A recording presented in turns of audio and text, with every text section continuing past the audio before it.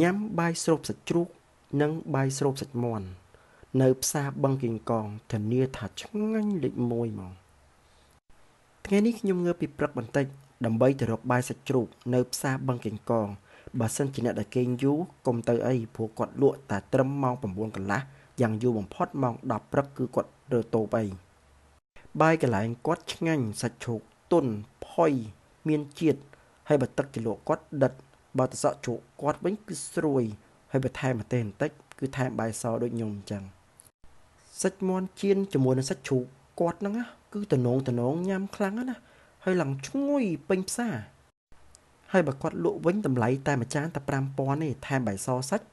3,000 ហើយគាត់លក់ដាច់ខ្លាំងហើយទាំងខ្ចប់យកទៅផ្ទះក៏ច្រើនដែរអញ្ចឹងបើចង់មកញ៉ាំមកឲ្យលឿនមុនម៉ោង 9 ព្រឹកទើបបានញ៉ាំអរគុណសម្រាប់ការតាមដានវីដេអូរបស់ខ្ញុំជួបគ្នានៅវីដេអូក្រោយៗទៀតអរគុណជំរាបលាបាយបាយ